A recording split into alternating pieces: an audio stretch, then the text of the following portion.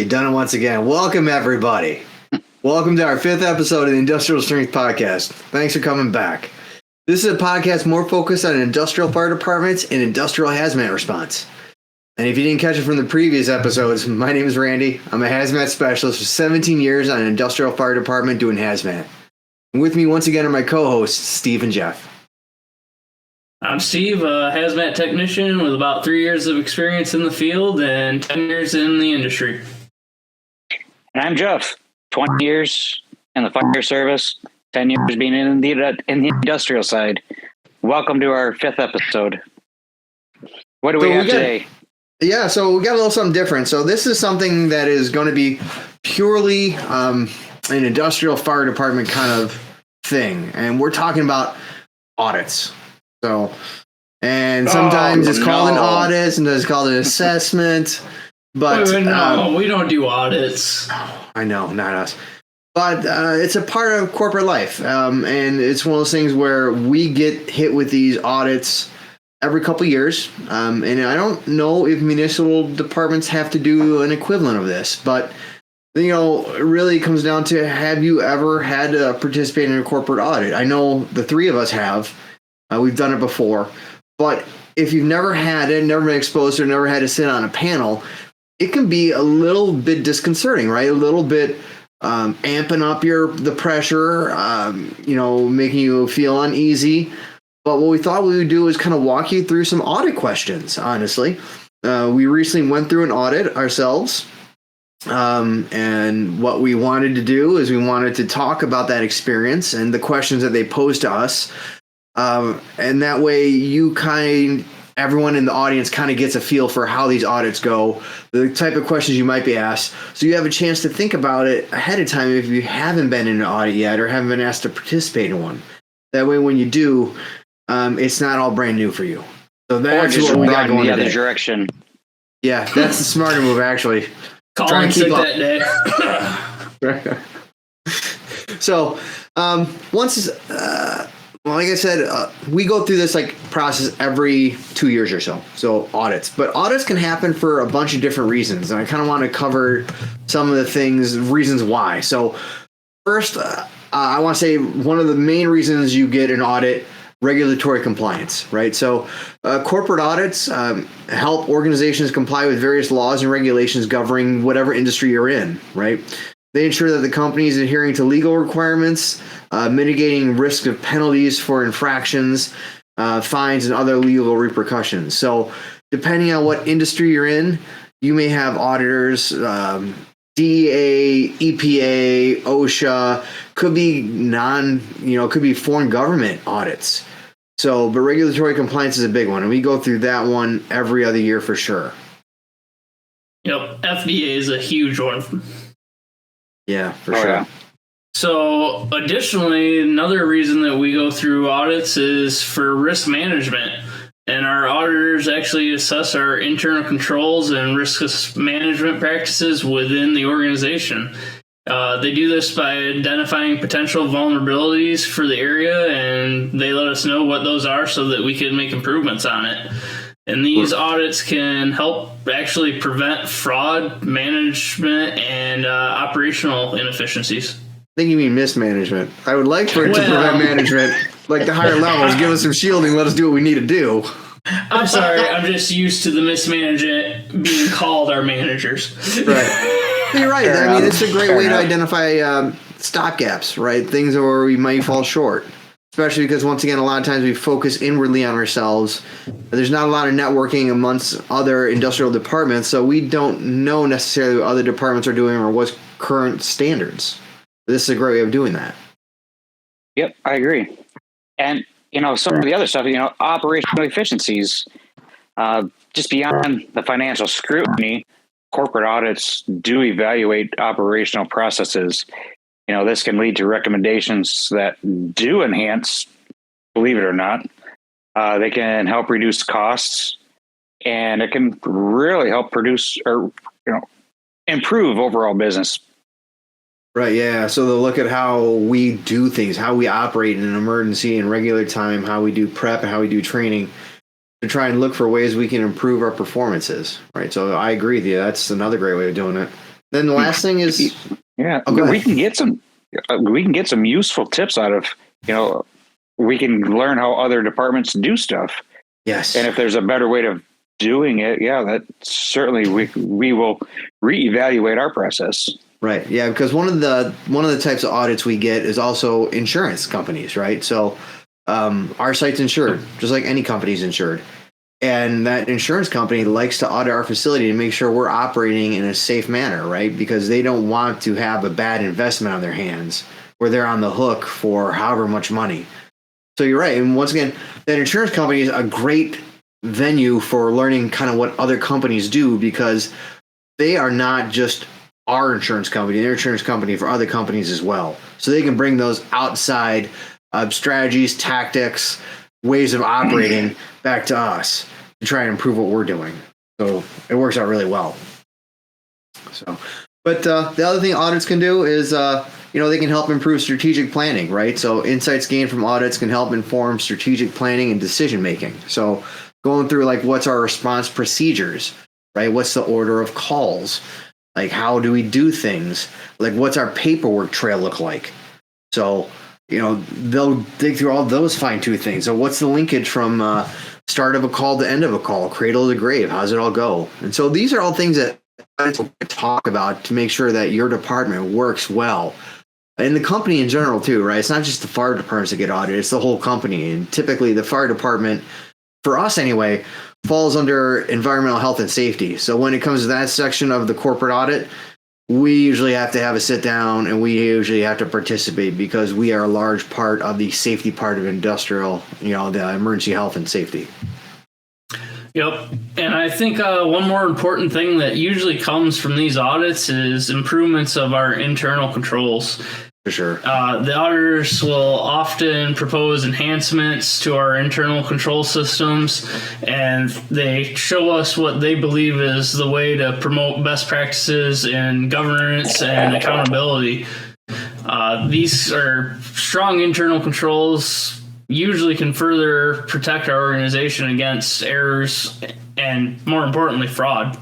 Right, yeah. Absolutely. That can sometimes play, instead of in the fire department realm, more like loss prevention, loss control kind of things. So, for sure. Yep, which for us is kind of the equivalent of a fire marshal, right?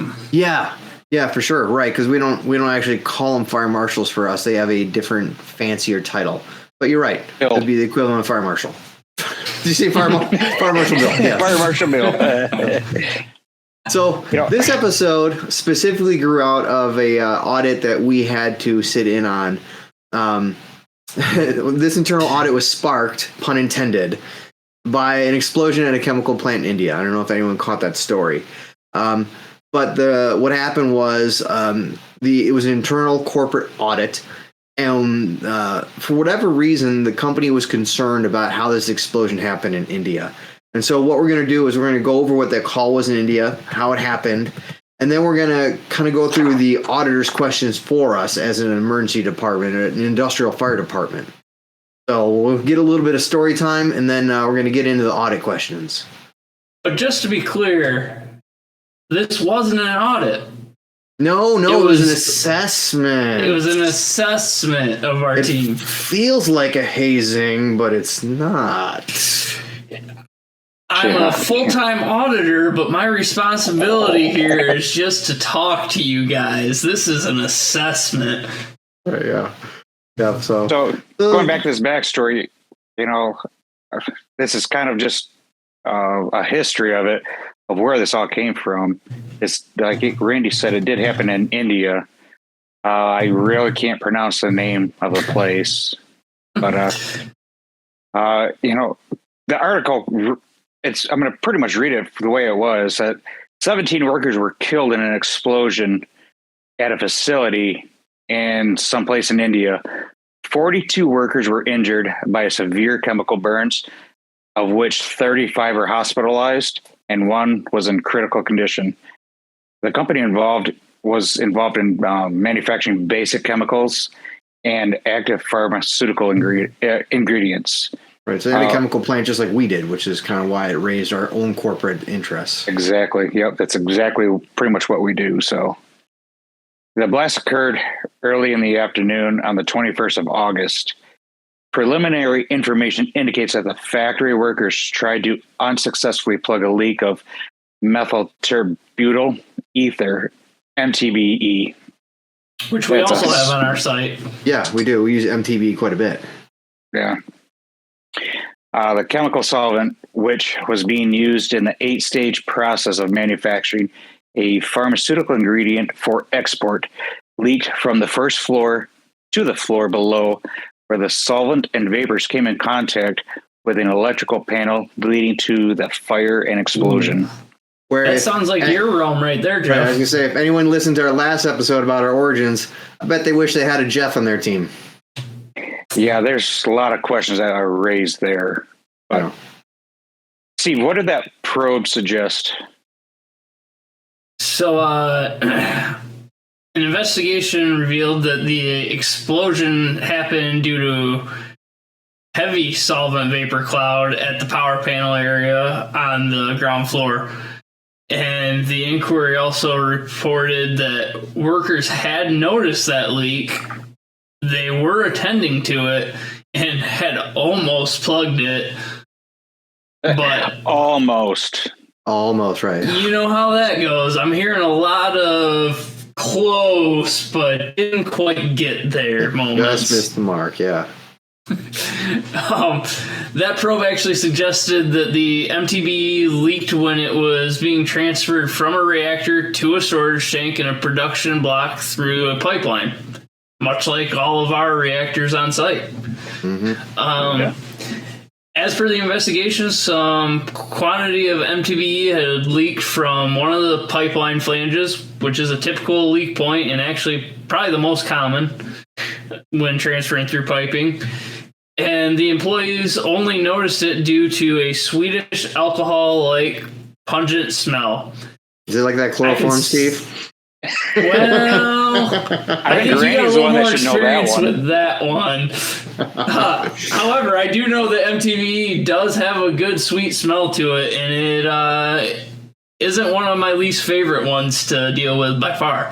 Yeah, any ether's got that nice sweet smell, really, because any ethers were used old school anesthetics, man. They're like great to often smell. That's why they're used as anesthetics. Yep. Now the technicians immediately tried to plug it, and they used a liquid nitrogen pump to flush out the residual solvent. Now that's a little bit of a unique technique, if you ask me. Yeah, that's very not standard, at least not to my experience. Yeah, I mean, we use liquid nitrogen on site for cooling purposes and direct injection into our products, but I've never heard of it to be flushing something out. Oh, that's weird. But by the time about 150 liters of the MTBE had leaked and the vapor cloud spread to the ground floor and came in contact with the electrical switch panel. I could be mistaken, but that's a dangerous thing, and that's just an accident waiting to happen. Yeah, because that MTBE's got a high vapor pressure. It doesn't take much to get a big vapor cloud off of that thing. No. Now, a minor spark from the switches. Jeff, what would you consider a minor spark? You know, actually just flipping a light switch, that is a minor spark. Believe that or not. It's probably just a close of any electrical switch in that box. Even an MCC panel, bucket, anything. It's hard to say in this particular scenario or event. It didn't sound like they had the best conditions for everything anyway. Right, I would agree. I mean, correct me if I'm wrong, but just walking across the floor, if they weren't wearing the proper electrically static dissipating shoes, could have done this when they touched something. I bet you're right. That's very true, too, yeah. I think the only thing saving India from that is I think it's usually humid over there. Humid as all get out, which is going to dissipate that static, but it won't fix that closed electrical switch. I'm going to put it like that.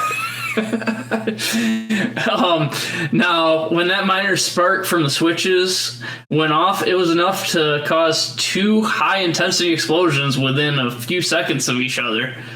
That explosion was so huge that it brought down the walls, pillars, and even the air conditioning duct inside of the buildings. People were blown away or even crushed by this incident. and all the casualties were on the ground floor. Luckily, it didn't spread to any of the other floors.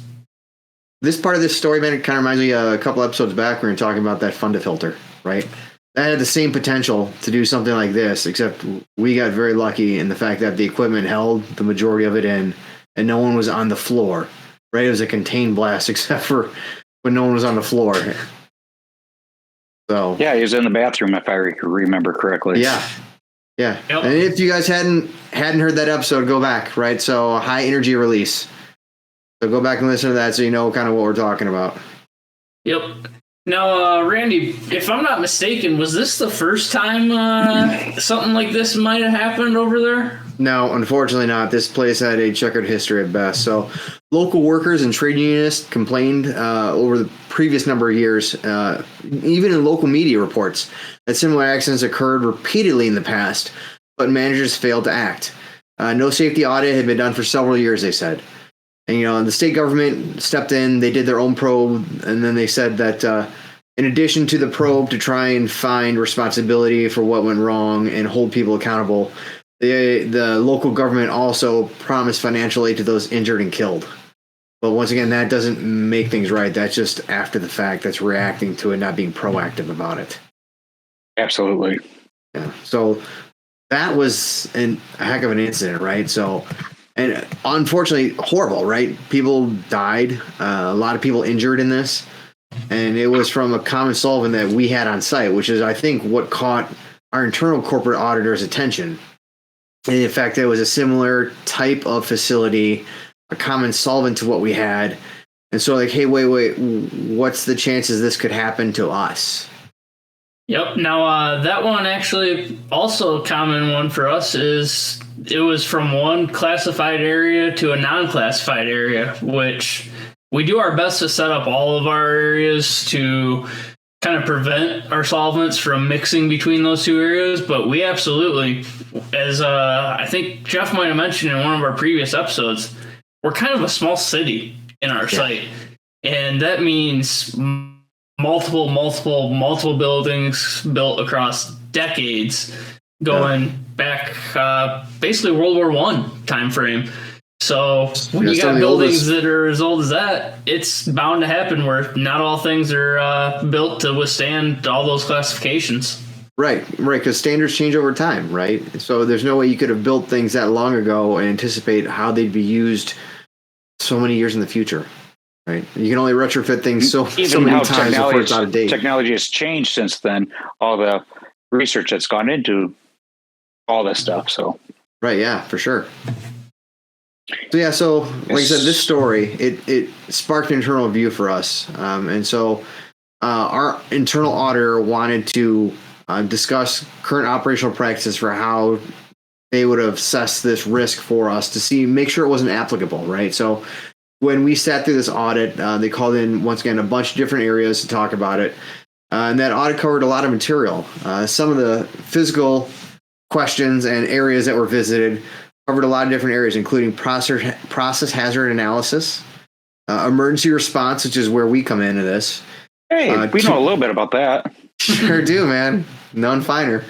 2 tours of different production buildings to kind of see how realistic this scenario could have played out in them. They wanted Steve to talk knows about that one. Yeah, he does. So, I wish I didn't. But once again, you made it look good, man. And then mechanical integrity and maintenance programs, and then employee training, right? So those are the areas that the auditor covered. If I'm not mistaken, that last one was a big sticking point that kind of went over like a rosy thorn for a lot of people. Yeah, agreed. So who was trained, how they were trained, consistency of training across the board, that came up quite a bit. So you're right. And that's something that everyone should be aware of, right? And with these audits, that training is going to be key, right? And how to handle things, how to respond to things. But in the auditor's questions, we'll kind of get into that as well, right? Now, I do have one other thing to bring up. Do you think that site in India did such a thing as process hazard analysis like we do? Or is that kind of something you think is unique to maybe the U.S. or even just our company? Maybe initially they did, but I don't think that their process hazard analysis may be as rigorous as what we do on our site. because we're continuously doing it. And then not only that, but I know for certain that every so many years, I think it's every 3 to 5 years, you reevaluate the process, whether there's been changes or not.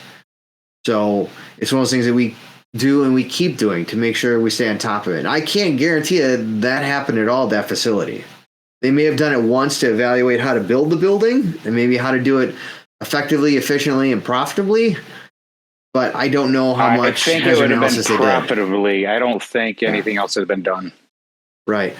So otherwise, they probably should have been a Class 1 Div 1 area, and that switch would have never set anything off. But being the fact that a switch, like a vapor cloud hit a switch, there's no way that was Class 1 Div 1. No, not at all. So. Now, just before we move on that, what is Class 1 Div 1 versus Class 1 Div 2? I don't know if all of our viewers out there know that. If only we had a Jeff on it. Wait, we do have a Jeff. Jeff? Ooh. You got this? Oh, golly.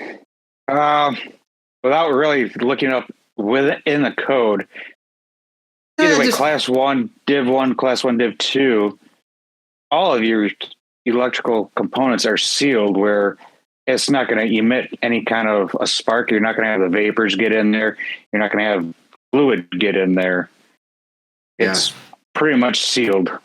Right, yeah. I think Class 1 Div 1 has got to all be intrinsically safe, so no sparks can get out. And I'm trying to think, Class 1 Div 2, those areas, I think they're not as stringent as in the Class 1 Div 1 intrinsically safe areas. It's true. That is correct. But they're still pretty stringent. Yeah. Oh, for sure, right. Otherwise, it drops down to Class 2s. Yeah. So a lot of that will encompass the explosion-proof ancillary equipment that you can have versus just normal electrical equipment and additional monitoring required. Right. And apologies to the listeners if you haven't worked in a production plant. This is total nerd stuff. But we all kind of have to work in and around the production plant, so it matters in a response, right? Whether you're walking into a Class 2 area that nothing's isolated, or you're walking into Class 1 Div 1, you don't have to worry about things sparking on you. Well, I think it's important just from the emergency response side, knowing what tools we can and can't bring into the area that may or may not cause additional problems on that response we're coming into. Agreed. Can we bring in battery operated things, gas operated things, or can we not bring in any of that? We got to figure something else out altogether. Yep. And sparking tools, there's brass tools that are non-sparking. Oh, yeah. Yeah, you're talking the expensive beryllium stuff, man. Yes. Yeah. That should be a show in itself. We should follow some of the expensive tools, but I digress. Maybe you'll see that in a future episode. So, but what we thought we'd do now is, now that we talked about the incident, we kind of go through some of the audit questions, right? And what we would do is do a question and answer style to go over what the auditor's question was to us, kind of answer it from our corporate perspective, and then raise other things that might be applicable to other industrial teams. They're just pretty much thought-provoking. Many of them are, they're general questions. Right. So, for instance, what's the average age for your emergency response team? Right. So one of you guys want to handle that one from our corporate perspective? So, yeah, I'll handle that one. So the uniqueness to our emergency response team is that we kind of have a good mix of ages. So we have some guys that have been with the company 20, 30 years, and those all encompass the emergency response aspect. And then we have some guys that are brand new. Just like every company, we have turnover. And in this day and age, it's more and more frequently. It's hard to retain talent for various reasons. Maybe they want to move back closer to their families where they grew up. Or just other companies that are offering more competitive wages with better hours. It's kind of tough to maintain that core group of guys, but we've done a good job of that where we have a good core group of our captains and our lieutenants, as well as our chiefs, have experience within the both the municipal and the industrial side of things for many years now. And within that, we try and maintain and promote from within. And we have a nice mix between guys that have been on the department for 6 months all the way up to 20 years. Yeah, absolutely. And On the fire brigade side of things, most of the people on the fire brigade are also on an outside department. So, and even looking at an outside department, you have a great mix there too. Usually, your full-time departments, usually it's more of a middle-aged person, and right, because they'll get on, they'll stay on it for a while, right? Yeah. But yeah, so I mean, this question I think goes back mainly to how do you do recruiting, right? And that's like a thought-provoking question. How does your department do recruiting? How do you make sure you maintain a good mix of people? You're not aging out. Your crew's not all like 50, 60, 70-year-old guys, and you don't have any young blood in. That could be a critical question, especially if you never thought about how you're doing it. Yep. I think Steve said it. We do have a great core group of individuals that if there's a call, we can pretty much assure one of us is going to be there, and knowing that somebody else is coming. And then we do have some of the younger people that are willing to learn. And that's somewhere where you also need to learn, or you need to take the things that you've learned and pass those on to the new guys. Right. Yeah. The transition of knowledge. That way we're not ever losing that process knowledge we have. Absolutely. And it's tough to do. I mean, no matter what, you're going to lose those guys that have that core knowledge. So it's really one of the great things we've done is we put in good training that we've got written down, and that core group of guys can go back and teach all the new guys the same basic fundamentals. So nobody's losing that knowledge base. Absolutely. You know what? I think what we're going to do is we're going to break here. I think we're going to make a part 2. We got a lot more questions to go through, to answer and ask. So stay tuned. We're going to come back with part 2 of It's Not an Audit. It's an assessment. That's right. Again, any suggestions, recommendations, reach out to us at gmail.com. Right. Until we see you again, Hazmat Harder. Thanks for tuning in. See you next time. See you guys.